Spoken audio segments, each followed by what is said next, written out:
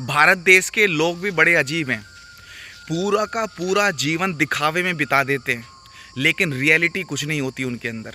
अरे 365 दिन होते हैं भाई साहब पूरे साल भर में।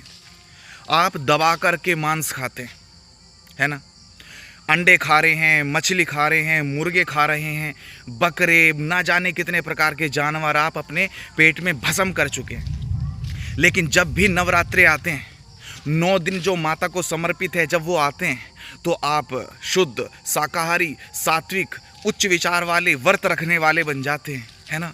9 दिन में आपके पाप धुल जाएंगे, माता देवी आपसे प्रसन्न हो जाएगी। अरे कैसी धारणा बना करके बैठे हैं आप सब, शर्म आनी चाहिए आपको। जब आप पूरे जीवन भर मांस खा ही रहे हैं तो फिर 9 दिन का त्याग ही क्यों करना, क्यों दिखावा करना। ये सारा का सारा जो समाज है कहाँ जा रहा है आखिर।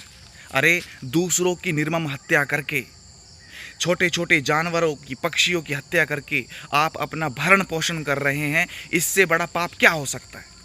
क्यों आप इस पाप को कर रहे हैं। क्या साग सब्जियां कम पड़ गई हैं, क्या आपको खाने की कमी है। अच्छे अच्छे प्रोटीन, अच्छे अच्छे विटामिन, अच्छी कैलोरीज आपको शाकाहार में मिल जाएगी। देख सकते हैं कि चारों तरफ कितना अच्छा प्रकार का भव्य जंगल आपको देखने के लिए मिल रहा है। कंद मूल फल सब्जियां खाइए, जीवन को जिए, आप आनंद में जी सकते हैं आप, और बिना किसी पाप को किए। 9 दिन को आप माता को समर्पित करते हैं, दिखावा कर रहे हैं आप। इससे बड़ा और क्या ही हो सकता है। इससे बड़ा पाप तो मैं कोई मानता नहीं।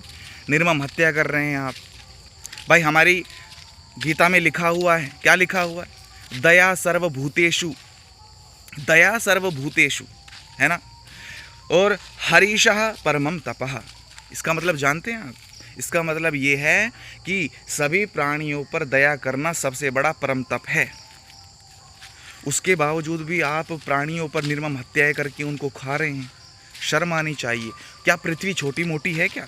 पृथ्वी तो इतना बड़ा है, पृथ्वी का आकार और इसकी जो एक पूरी की पूरी जो संरचना है इतनी बड़ी है कि आपको पूरे साल भर में 8 गुना अन्न प्रदान कर सकती है। जब 8 गुना अन्न प्रदान आपको कर सकती है तो फिर आप मांसाहार की तरफ क्यों जा रहे हैं।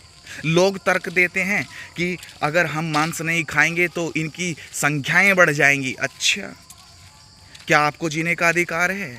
क्या उनके अंदर प्राण नहीं, क्या उनके अंदर आत्मा नहीं, क्या उनके अंदर चेतना नहीं। आपने कभी इस चीज़ का विचार किया है। आप केवल जीभ के गुलाम हो चुके हैं। अगर आप अपनी जीभ पर कंट्रोल करेंगे तो मुझे लगता है कि आप कहीं ना कहीं समझ पाएंगे कि मैं क्या कहना चाह रहा हूँ।